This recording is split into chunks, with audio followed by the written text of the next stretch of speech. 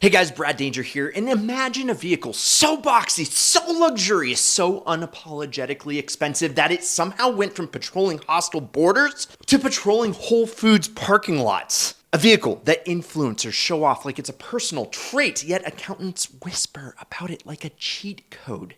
Yeah, we're talking about the Mercedes G-Wagon. Yes, G-Class, baby. The $150,000 flex machine that somehow became the most infamous tax write-off in America. But here's the twist that nobody saw coming. The whole phenomenon, the G-Wagon boom, the influencer obsession, the sales explosion, wasn't just because it looks cool or has a twin-turbo V8 that sounds like a bottled thunder snowstorm. Nah. A lot, and I mean a lot, of its popularity comes from a very specific, very quirky, very misunderstood part of the US tax code, a rule that was meant to help farmers, contractors, restaurants, and family businesses, but ended up fueling a cultural moment where gym owners, drop shippers, and self-proclaimed CEOs suddenly decided they needed a G-Wagon for the business. After days of research, you guys, I want to dive into how military trucks became a tax loophole icon, how influencers accidentally turned the G-Wagon into an entrepreneurial status symbol, and why the US government has absolutely no idea it was helping people write off a luxury SUV that climbs a mountain while streaming Taylor Swift. What's up, Swifties? And at the end, you guys, I'm gonna show you how you can drive a G-Wagon for practically free. Like, subscribe, and go to win this ideal car to get entered to win my ideal car plus cash. And let's talk about how a military truck became a rich people badge. Starting with tax codes, or, well, before tax codes, before TikTok bros shouting, "This feels illegal," but it isn't. Before G-Wagons valet parked outside every dentist office in Los Angeles, this thing was a completely different animal.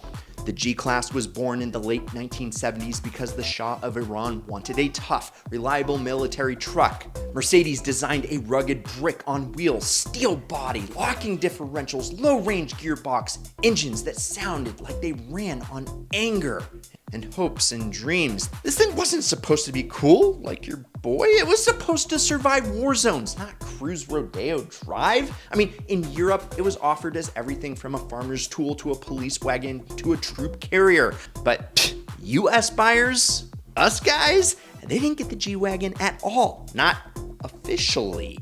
To get one, you had to import it through a gray market seller, pay an absolute fortune, and pray the conversion shop didn't forget to install something important like headlights and a horn. Because they were so rare and so expensive to import. Early G-Wagons accidentally became a secret rich people car.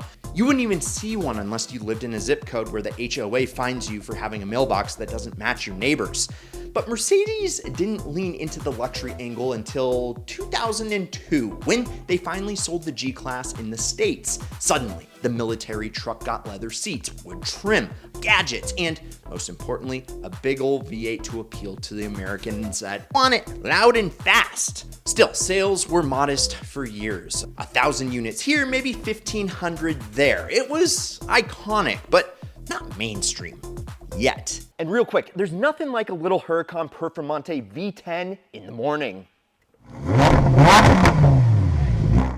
Okay, if you've ever imagined yourself turning heads in a jaw-dropping supercar, you are in the right place. Sign up. Sign up for the Ideal Collective. Right now, it is completely free, and I've linked to it in the pinned first comment down below. And just by signing up, you'll be the first to know about the giveaway. Spots are limited, so sign up today. Again, it's in the pinned first comment, and now, back to the show.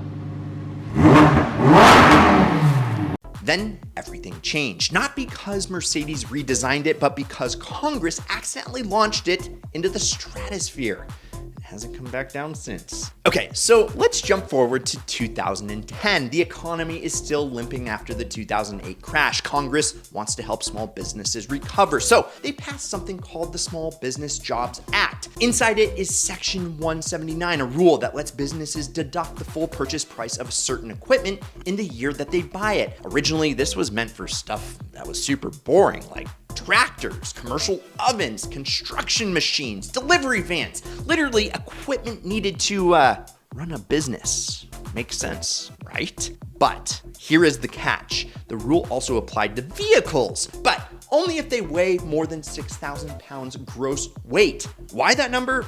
Well, back then, very few luxury vehicles were anywhere near that heavy. Legislators assumed only trucks, work vans, and commercial haulers would qualify. Their thinking was big heavy things equal probably work related. Little light things, well, equal probably personal. Let's not make this personal, because lawmakers clearly never imagined a world where wealthy Americans wanted luxury trucks the size of actual buildings. Cut to the 2020s America. SUVs, they are massive. Pickup trucks have grown like they're hitting puberty late. Electric vehicles weigh as much as a depressed elephant, and the G-Wagon, oh, it's easily clearing 6,000 pounds.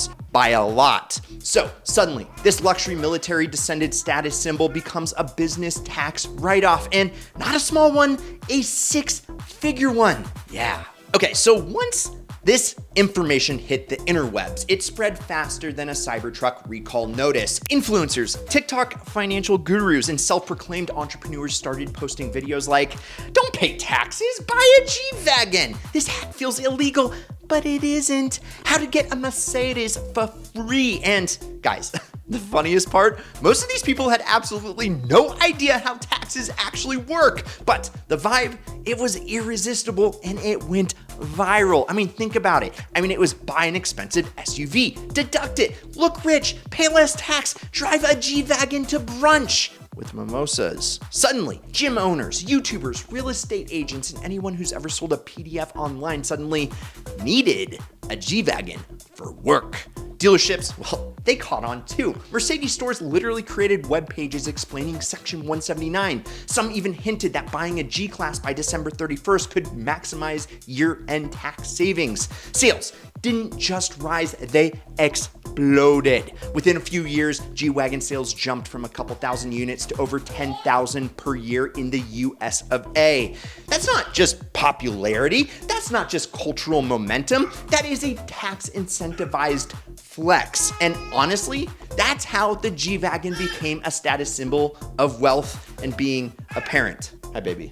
I love you. Aww. Okay, so now let's get into the part where influencers like to leave out. The part where people get audited harder than a crypto trader in 2021. Section 179, believe it or not, has rules, real rules, annoying rules, rules the IRS takes very seriously. To make things like deductions legit, you need to have a real business, an LLC or S-Corp, not a Brad side hustle. The vehicle must be used for more than 50% of business. Commutes, they do not count. You must track mileage. You must report the vehicle when you sell it. You can't just say it's for work because it's in your business's name. And here is the biggest kicker. A tax deduction does not mean the car is free. If you buy a $150,000 G-Wagon, maybe you save $40,000 on taxes, but you still spend $110K on the flex.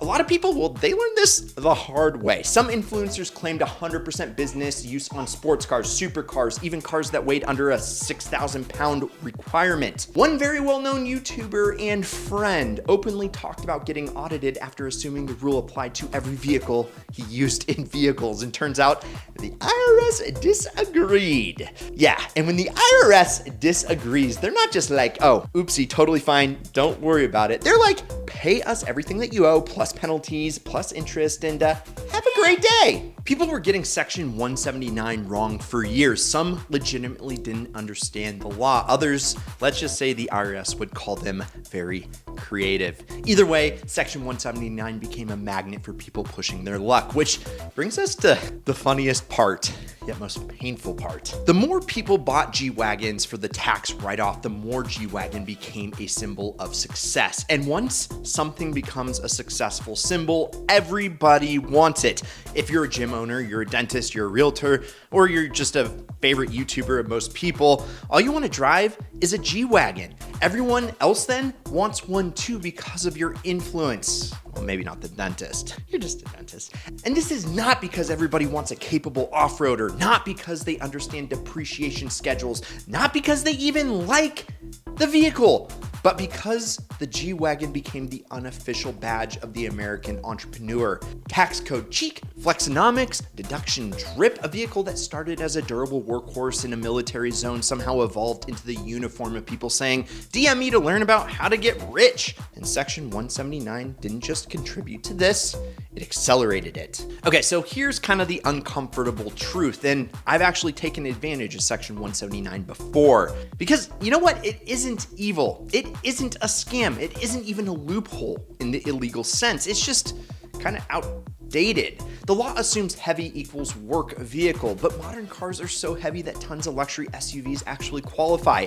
Meanwhile, the Ford Maverick, literally designed for small businesses, doesn't qualify because it weighs under 6,000 pounds. But the $90,000 Cadillac Escalade does, the $110,000 Range Rover does, the $150,000 G-Wagon absolutely does. So the rule ended up rewarding people buying luxury toys more than people who actually run small operations for a business and need work vehicles.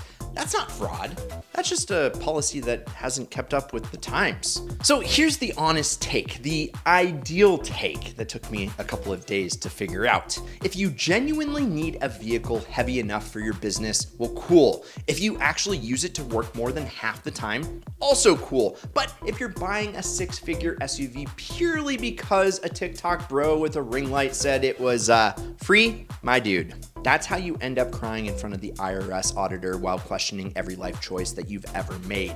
Section 179 works great for legitimate businesses. It's not a cheat code, it's just a tax rule. A tax rule that through a perfect storm of pop culture, social media, and luxury car marketing, turned the Mercedes G-Wagon into the world's most glamorous business expense. And if you're legit, you can drive a G-Wagon for free, or at least for less than what the common man would spend to roll in a G, if the common man like me can even afford one. So, what did we learn here? Well, 1, the G-Wagon went from military machine to luxury symbol. 2, Section 179 was supposed to help small businesses, but accidentally created a cultural phenomenon. And 3, influencers made it go viral by simplifying a very complicated law. And 4, using it incorrectly, Astradman, can absolutely nuke your tax return. And 5, well, there is nothing more American than turning a $150,000 luxury SUV into a